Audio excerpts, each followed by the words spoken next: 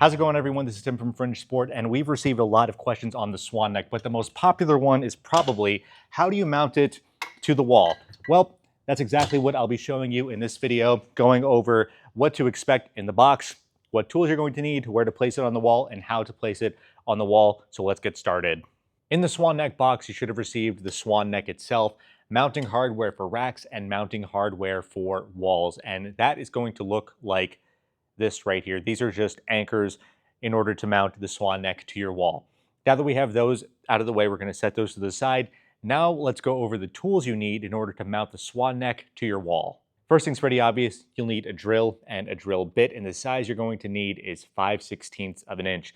Keep in mind, though, where you'll be mounting this. If you're mounting this to a concrete wall, get the drill bit that is specific for that so you could properly drill into the concrete. But if it's wall or any other softer material, then any old drill bit should work. Just get a multi-purpose one.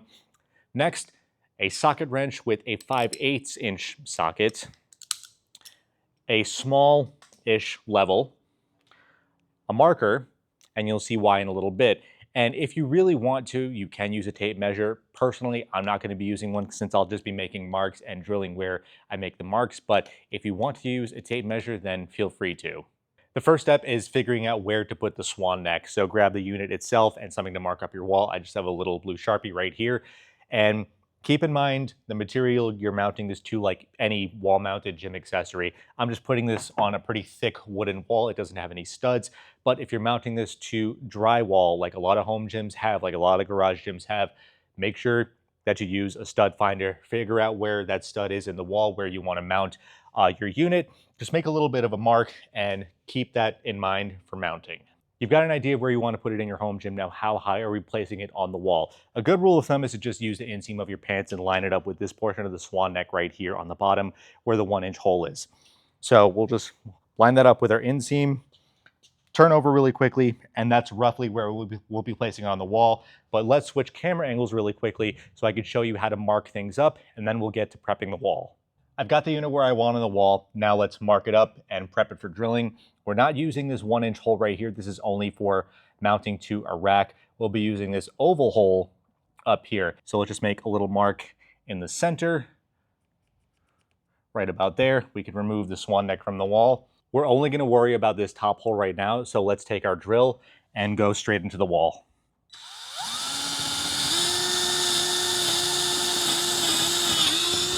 I took some shavings off the wall just to make it a little bit more obvious where I'm mounting it. But one thing that I completely forgot to mention is that the pop pin may get in the way of mounting this to the wall. So I probably made an edit to this in the beginning of the video, but make sure that you also have an adjustable wrench with you so you can remove that red pop pin to make mounting significantly easier. It's very easy to take off, it's very easy to put back on, but now let's get to mounting the Swan neck to the wall. So we're going to place that right up against the wall, take our wall anchor with our socket wrench, and just start working it.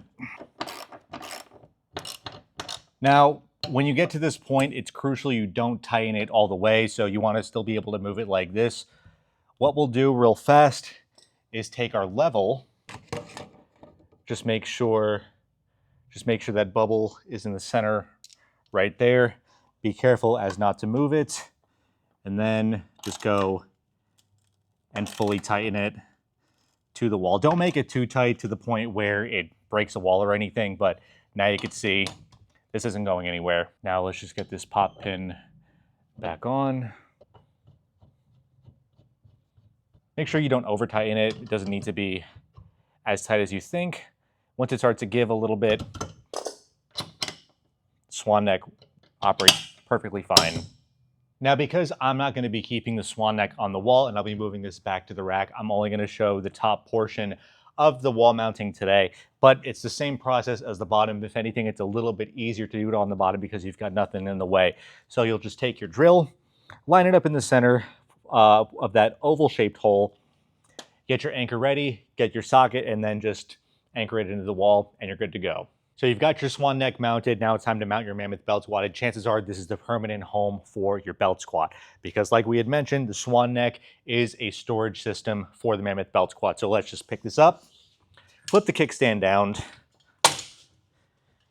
and With the dual mounted weight horns, you're going to be placing this on 1, 2, 3 holes from the front. The fourth, the dual horns will come in contact with the wall. We obviously don't want that. And if you're going to be using the single weight horn, then just swivel it 90 degrees and it'll store against your wall perfectly. This has been Tim from Fringe Sport, showing you how to mount your swan neck to your wall. If you enjoyed this instructional video, please be sure to drop the video a thumbs up. Helps the channel out a lot more than you think, and it is free. If you want to see any more instruction videos like this or any other videos on our products from Fringe Sport, please be sure to leave a comment down below suggesting what you want, and hopefully we'll see you in the next video.